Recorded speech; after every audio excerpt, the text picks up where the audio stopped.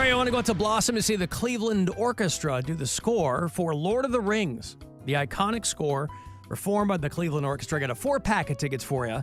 It is live at Blossom the first weekend in August. That is the 2nd, 3rd, and 4th. Your tickets will be for the 3rd.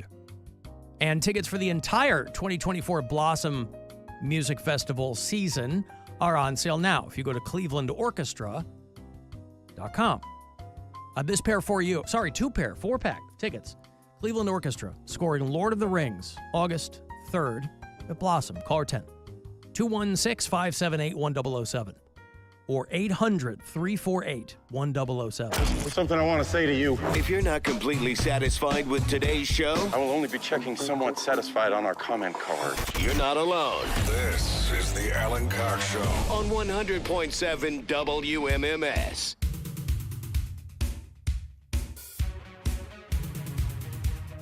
35192 if you want to text me. AlanCoxShow.com. Got the details for you if you want to join us on Captain Fun's Floating Fandango. We're changing some things up, but it's still going to be a good time. August 24th is when it's going to happen. So go to WMMS.com and get all the details there.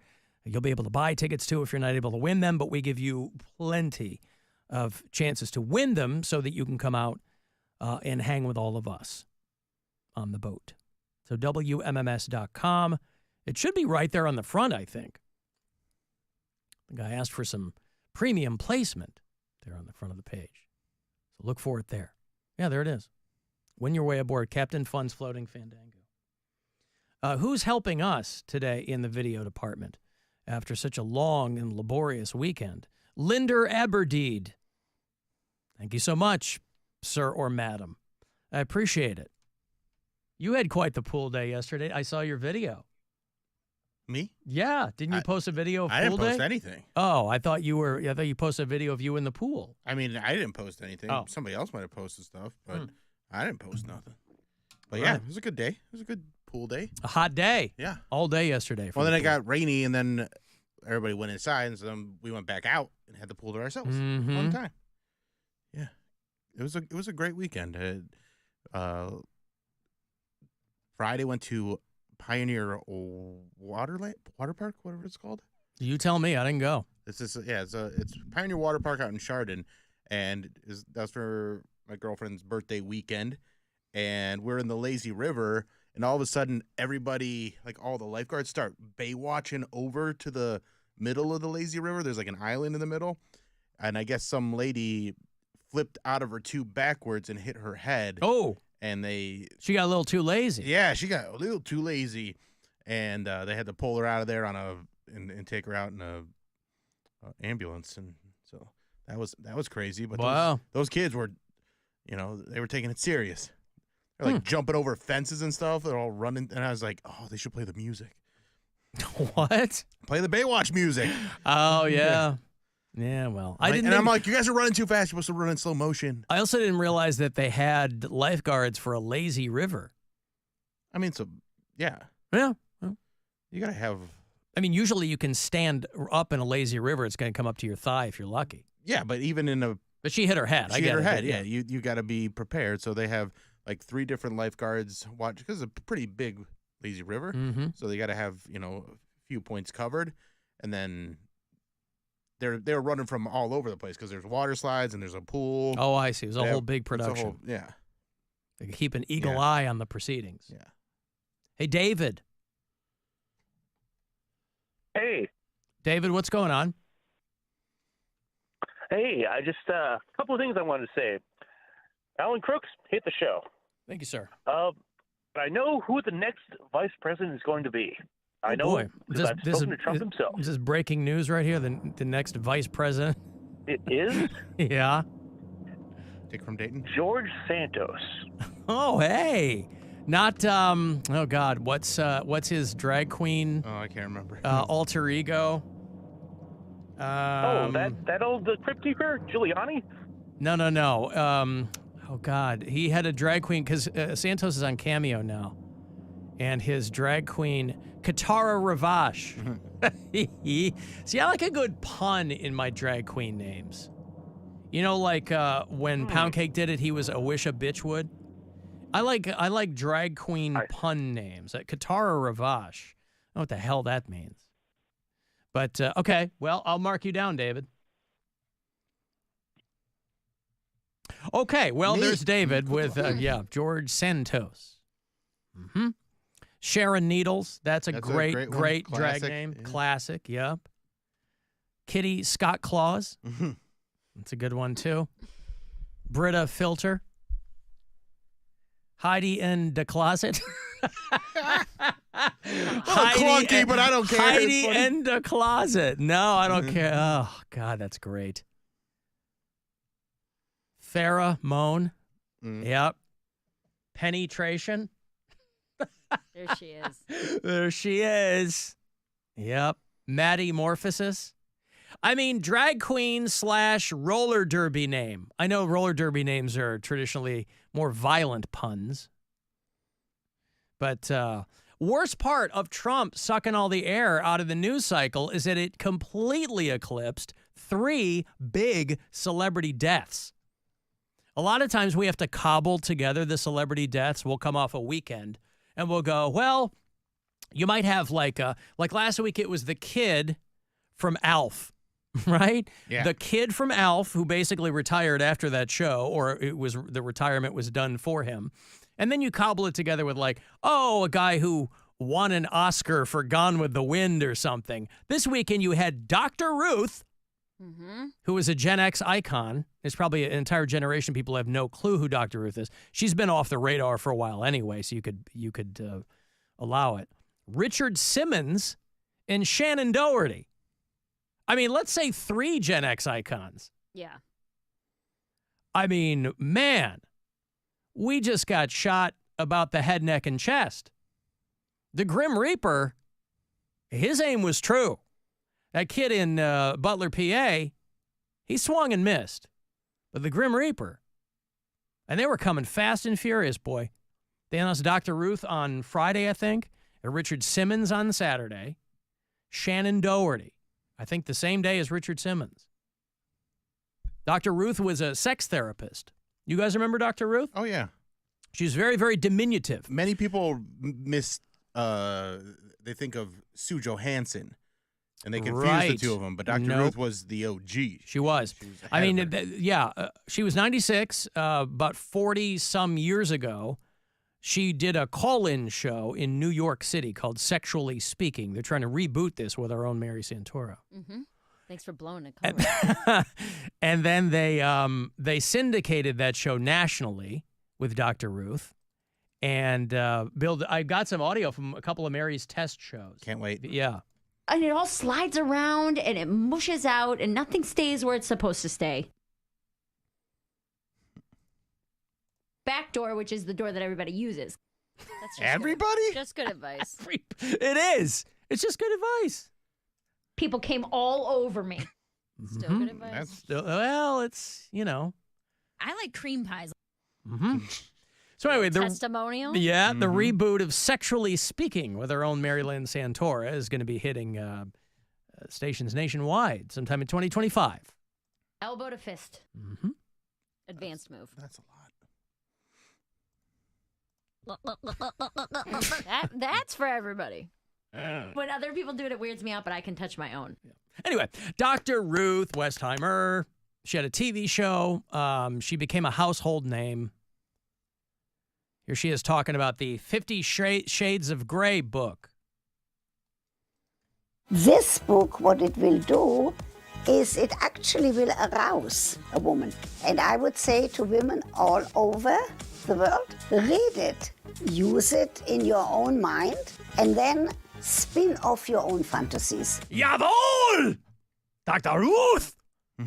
Yeah, she had a wild story. I don't know what she died from. Probably being 96, right? Yeah. Yeah, around 11:30 Friday night. She was at home with her 2 children. And she never lost a bit of her accent. But they did the Dr. Ruth show on the Lifetime Network. I think it was in the infancy of the Lifetime Network, going back 40-some years. And then she kind of became the preeminent sex therapist. She would end her shows with, "Have good sex." You know how Dan Rather used to sign off with courage, and other people would sign off with, I tell people that I'll see them in hell. But Dr. Ruth would always say, have good sex. And she authored a bunch of books, and she was a regular on talk shows. And she was happy to talk to children with their parents about things. She was New York State's honorary ambassador to loneliness in 2023. A role that was the first of its kind in the nation. So, she was born right before World War II, and her parents sent her to Switzerland, and they were both killed in the Holocaust.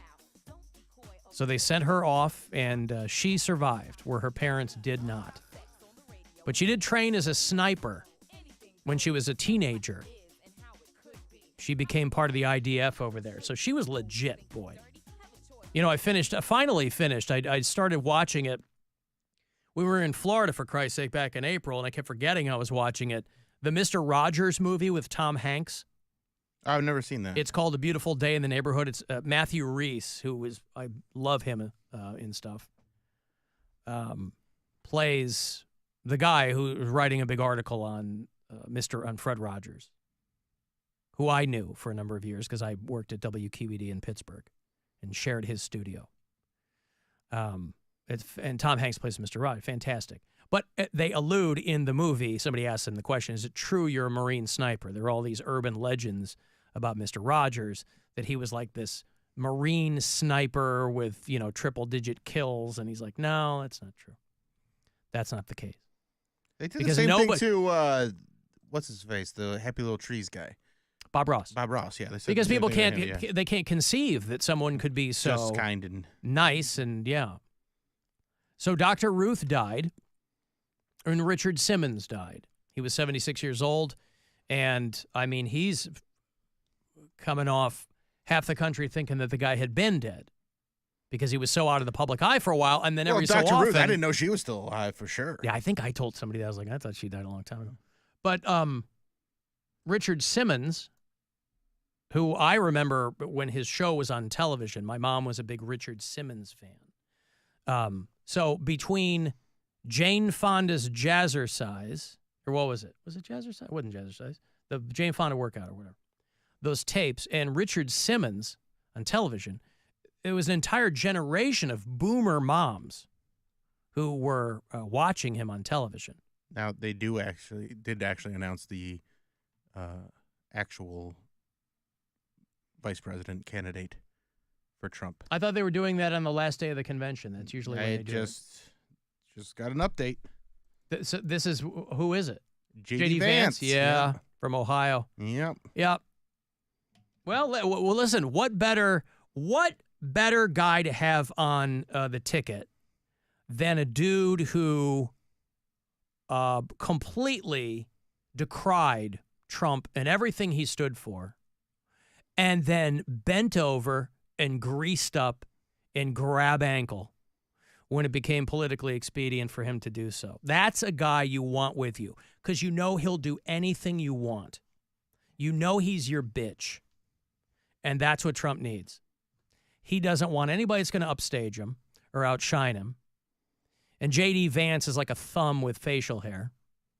So he ain't going to do anything. Unfortunately, Ohio has to claim him. But, boy, you do a 180 on a guy like Trump. You come all the way around and go, this guy's great. Well, didn't you say that this guy was a threat to everything that you held dear? Yeah, but that was like a little bit ago. That was a while ago. Well, good for him. Richard Simmons still dead. He died a day after his 76th birthday. His housekeeper called 911 and said that she found him dead. Seemed to be of natural causes. He had a book called Never Say Diet in the early 80s that my mom had. And, people who were, Pauly Shore was trying to get a film going about Richard Simmons. Month ago. We just talked about that. Yeah, he did like a sizzle reel, like a little short film thing where he was trying to play Richard Simmons, and there's probably going to be less interest in that now. But, he posted a few months ago on Facebook after a long time of no comments at all, he had posted to people that were still following him on Facebook that he was dying. And he didn't want people to be sad, but that he was dying. And he was trying to live out his days in quiet, in peace and quiet. And then Shannen Doherty died. Shannen Doherty from 90210. Mallrats? Yeah, I never watched 90210, but Mallrats, yeah. And Charmed, people who like that show. She had been sick for quite some time. She was really kind of in and out with breast cancer.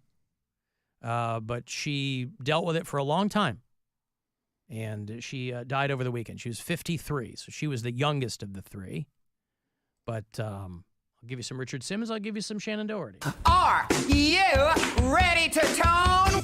Well, let's warm up those muscles. Get your chia in shape with Richard Simmons Chia Pet. Just spread the seeds, water, and watch it grow. Take us through a typical day. You get up. What time does your day begin? What time do you start? 4:30 or 5. Mm-hmm. And what do? Go to Tune Up Masters and get oiled up? I do care. It's just let's make fun. No, it's I'm sorry. pin the tail on Dickie. That's what it is. For all the people that are worrying about me, I want to tell them that I love them with my whole heart and soul. And that not to worry, Richard's fine. You haven't seen the last of me. I'll come back, and I'll come back strong. That was him years ago telling everybody that he was fine. So he'd already been out of the public eye quite a bit by then. But Richard Simmons was always a good sport. You know, he'd go on Letterman and he'd go on Howard Stern, and everybody would give him a hard time. And he'd play along like he was heartbroken and insulted or whatever. But he was always a good guest. And then Shannen Doherty. 2015, she gets breast cancer, goes into remission.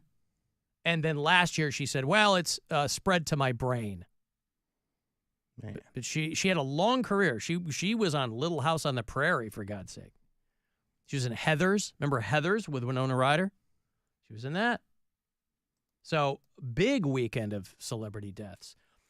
Let me give you a key for the Buzzard bike, and then we'll go to the break here.